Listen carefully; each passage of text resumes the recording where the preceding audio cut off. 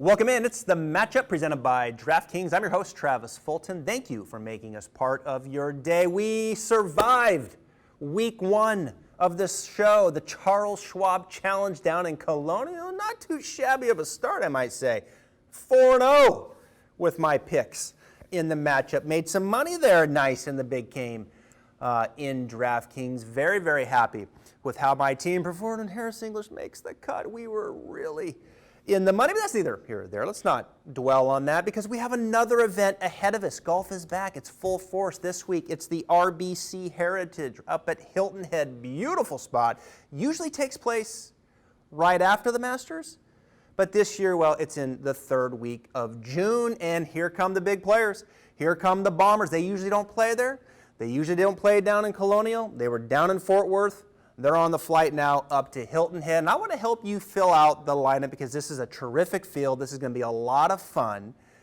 So this show is to help you make those good decisions. So here's what you need to do. I want you in the big game. I want you to make a little bit of money like I did last week. Download the DraftKings app, set up an account, and use my promo code Travis. That gets you a free voucher into the big PGA daily game to win millions of dollars. Big game, but there's all kinds of games in there that you can play and have fun with your lineup, but you got to manage. There's a little method to the madness here, right? You can't just take the top players. You can't be like, hey, just give me DJ, JT, Brooks, Bryson. No, you got to find value, and that's what I'm here to help you do. Just like last week with Daniel Berger, who won the event. So who is it going to be this week? A similar golf course than what they faced last week, maybe even a little more second shot oriented, the Pete Dye design, Harbor Town up in Hilton Head. Beautiful place. I've played the golf course. How about this? 114 PGA Tour winners are in this field. The top five, Rory, he's made the trip. First time he's been there since 2009. Rahm is there. Brooks, his first time. JT's come back. And of course, Dustin Johnson, he's there, had a chance to win this thing last year, had the lead going into Sunday, but he melted down and shot 77. Now, for me, when I look at this course, I put strokes gain approach number one. It's always up there, right there as number one at any golf course, but I think it even separates itself even more so here. Strokes gain off the tee, I bring it down just a little bit, say, from where we were last week, because you're not going to just be bombing it around this course. Length matters everywhere, but maybe even just a little less significant here at this golf course. Strokes gain putting right up there with it. Approach 1, strokes gain putting 1A. I move down strokes gain around the green just a little bit because these greens, yes, they are small, but the chipping and pitching area is not as severe as you'll see in some other spots like we saw last week at Colonial. So that's just a little bit of insight to how I'm looking at this and how I'm going to be breaking this down. So let's get right to it. Justin Thomas versus Jordan Spieth. Why not? We got to start off with these guys, good buddies. Match number one. Both guys finished tied for 10th last week. And, I had Jordan Spieth in the show last week. He's just such a polarizing individual to me. I just don't know where I fully stand with him. Now, I made the statement last week right here on the matchup that, look, this restart is perfect for Jordan. He had 3 extra months to continue to work on his swing, the technical side of things. And it looks like he's done some pretty good work with that. He was coming back to Colonial, a place that he knew really well. Of course, he won there. And there's no fans, which I think plays into his favor, right? That no added pressure expectation level. And you look at how he played. What were the positives? Well, the positives, he shot 65-65 Thursday, Friday, 68 on Saturday, and then, well, let's wait for on Sunday. Strokes gain approach, he improved, right? For the season, 198th. Last week, strokes gain approach, 95th. Strokes gain putting. Man, Jordan Spieth is back on the greens. Good grief. Can this guy roll the rock? He was first for the week strokes gain putting. I tweeted out on Friday after his first 6 holes. He had 18 holes in the bank, and he made like 160 feet of putts. I mean, it's just ridiculous watching this guy on the greens when he gets it going. And his distance off the tee, I mean, he was 314 yards off of the tee. I mean, that's pretty long, right, for Jordan Spieth. So there were some positives. What was the other side? The negatives. Sunday, right? He shot 71. You know, he didn't look the same on Sunday as he did early in the week, Thursday and Friday. The OB on Sunday, you know, just looked unraveling, right? Just blew it way right. Didn't trust it. He three-putted from 3 feet. I mean, just these head scratchers are still out there. He still looks a little unsettled to me, you know, in some of these close range putts. I just don't trust him, you know, down the stretch right now when, geez, he got into the hunt. He would just keep things going. He's won 11 times, 3 major championships to boot. So, you know, ball striking was pretty good at times. Distance was good. Putting was good. But you add it all up, he's still losing strokes to the field, though, in the approach game. So he still has some work to know. So who knows? I mean, you could debate Jordan Spieth probably for the rest of the show. Going against Justin Thomas. Spieth coming in at 8,700, by the way. Justin Thomas, 10,900. Thomas comes out 64-68 down in Fort Worth. 66 on Saturday. It looks like he's just going to go ahead and take this. But then he struggled as well on Sunday, shooting 71. Maybe a little fatigued there, I think, with JT and some of these players on Sunday as they get back into playing tournament golf. But JT looks good in the strokes gain approach. Last week he was 5th, really struggled with the driver.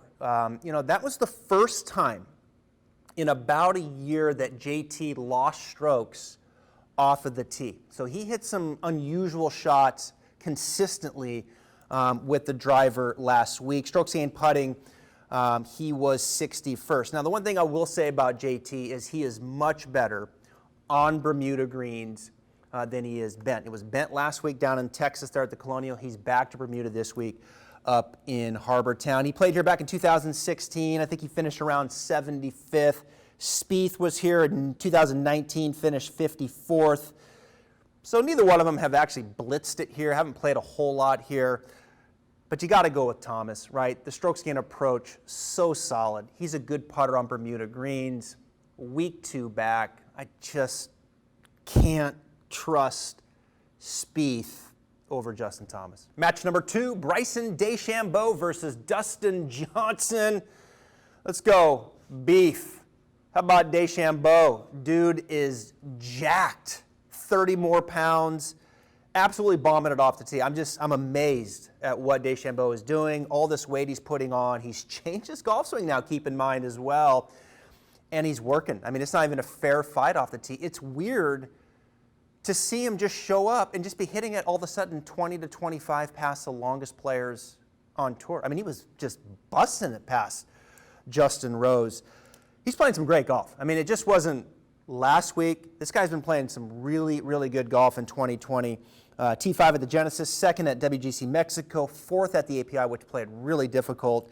And then T3rd last week at the Schwab. And if he just gets a little bit more out of his putter through the weekend, I mean, he wins that tournament for sure. I mean, the strokes gain off the tee, he's first, not even a fair fight, as I mentioned, 15th in approach. And Bryson tends to putt Bermuda, like JT, better than he does bent grass greens. His record here, he's back here 2016, he finished 4th.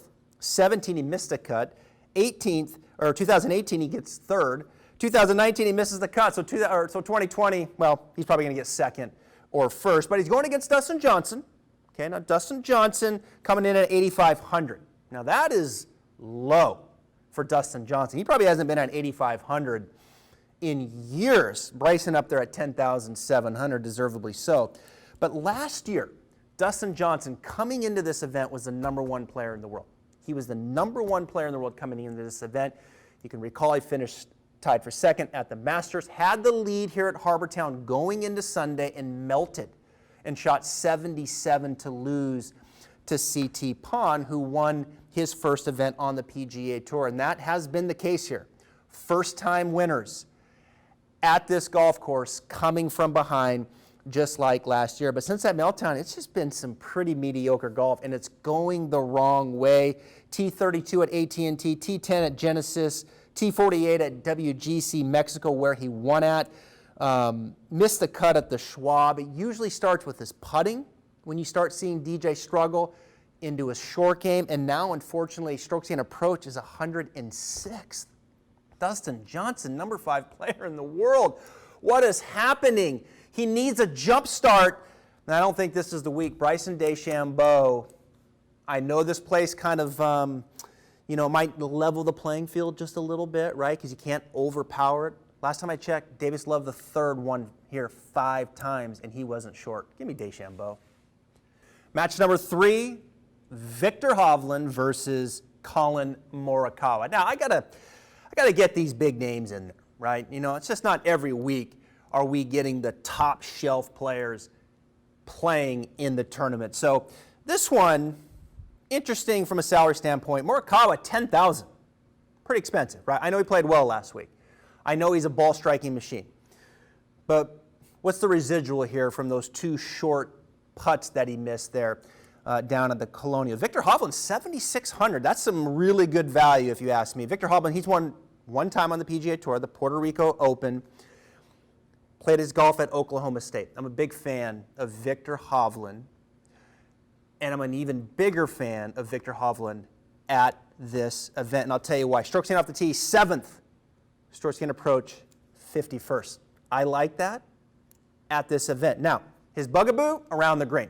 We saw him chunk a chip when he won down in Puerto Rico, and he's working on that. But he's at the very bottom of the PGA Tour when it's strokes gained around the green. I'm going to just kind of devalue a little bit of strokes gained around the green at this event. So I'm going to overlook that. Strokes gained putting, he's 72nd. Last week, T23 at the shop, shot 70 on Thursday, and then he really picked it up. 68 on Friday, 68 on Saturday, 66 on Sunday. Played very, very well as he kind of got his legs underneath him. Now, Colin Morikawa, we know he lost in a playoff last week at the Charles Schwab Challenge, missed 2 short putts. I was surprised, but I wasn't surprised. That's, if there's a weakness in Colin Morikawa's game, it's his putting. He's 174th on the PGA Tour. He absolutely blitzed it. It was one of his best putting weeks on tour. He was gaining 3.4 in strokes gain putting. Off the tee, he's 36th. Approach, he's 4th. This is a great ball striker. Just a beautiful golf swing. 120th around the greens. But the thing that kind of holds me back this week for Colin Morikawa is he is not good putting on Bermuda greens. And after those 2 short misses, I don't know, where's he at coming into this event? What a player. Beautiful ball striker. I love the kid. He's going to be around a long, long time. He's going to improve, I'm sure, with the flat stick. But there's a little lingering effect there. He's going to Bermuda. Viktor, 66 on Sunday. I like him here at this venue. I'm going with Viktor Hovland, 7,600, over Colin Morikawa at 10,000. Match number 4, Terrell Hatton versus Jacques Niemann. Got to get you some value now, right? I just got it there in match number 3. Viktor Hovland, he was 7,600 over Colin Morikawa, who was 10,000. Big number. Terrell coming in at 8,000, Jacques at 7,500. Now, I can tell you right now, both of these guys are in my lineup. I like both of them here at this golf course, Harbor Town. Let's start with Jacques Niemann, 21 years of age, from Chile. He won the Greenbrier. This guy can strike his golf ball. I like him. Strokes gained approach, 28th. That's a big stat for me coming into this golf course. Strokes gained putting, 97th. Okay. Hoping for a good putting week to go with that good ball striking. Strokes gained total, he's 40th. I mean, this guy can get it around, right? I mean, he's a young player. He's learning these golf courses, but I think this is a good track for him. He was T32 last week, opened up with a 2 over 72, not great, then came back with a 65, 72 on Saturday, and then another 65 on Sunday. So he can go low, he can make birdies. I think this course sets up well for him, but he's going against a buzzsaw in Terrell Hatton. I love this guy. He's coming in at 8,000. He could be the most underrated golfer in professional golf right now. He's only played 4 times this year, I get it, but he wins at API, T6 at WGC Mexico, T6 at 9 Bridges, and he's T14 at the other WGC, the HSBC Champions. And oh, by the way, in these 4 tournaments, strokes gain approach, he's first. Strokes gain approach, he's first. Strokes gain off the tee, he's 11th. Around the green, he's 8th. Putting, he's 31st. Strokes gain total, he's first. I mean, good grief, what am I missing with this guy coming in at 8,000? I'm taking Terrell Hatton over Jacques Niemann, but both of them are in my lineup this week at the RBC Heritage. All right, let's finish up some show with some good value picks. You got to dig deep, right? You got to find those guys 7,500 range that are going to make the cut and get in contention, and who knows, maybe win that first event. After all, the last 4 winners of this event, they came from behind and they were first-time winners. I'm going back to the well, Joel Dahmen, the pride of Clarkson, Washington. I was on him last week, played beautiful T19 at the Schwab.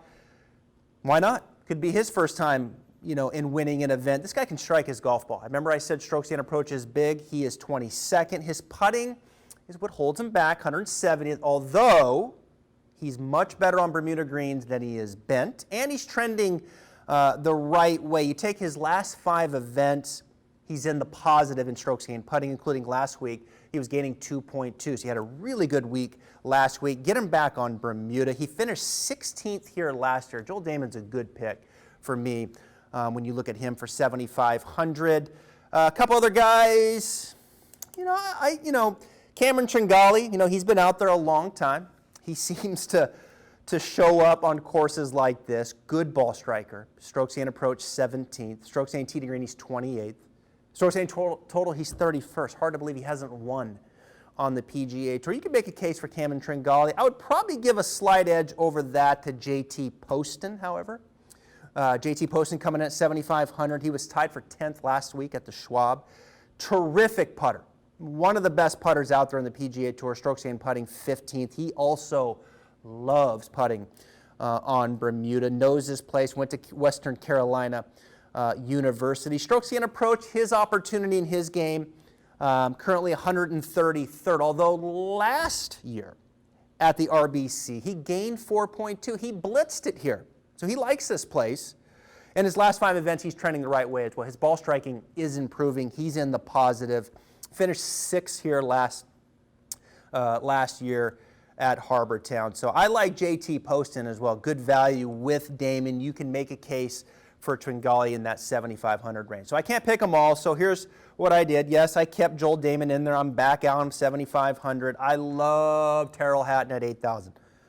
Love him at 8,000. Terrell Hatton probably will win this thing. Victor Hovland, 7,600. That's low for me. That's a great price for Hovland. I think it's a great golf course for him. There's Niemann at 74. He'll get it around. And then my 2 bigger tickets, Gary Woodland. I didn't talk about it in the show. I like Woodland. He's trimmed down, lost 20 pounds. He looks good, just looks fresh. Love his golf swing right now and what he's doing, his ball striking, his putting. He's just kind of getting it all together. I think Woodland will be there. And then JT. I think JT really checks out nicely here with how good his ball striking is. And how much better he is putting on Bermuda greens with his second event back. That's my team, looking to go 4-0 again this week, just like last week. I thank you very much for being here. Hey, get out there, download the DraftKings app, use my promo code Travis, and get a free voucher into the big PGA daily game. That's the game that I play, but there's other games that you can play in here for any dollar amount. It's fun. It keeps you energized. DraftKings, well, they're the leader in fantasy sports because they put you right in the middle of the action. I'm Travis Fulton. Thank you for watching. We'll be back next week. The matchup with the Travelers.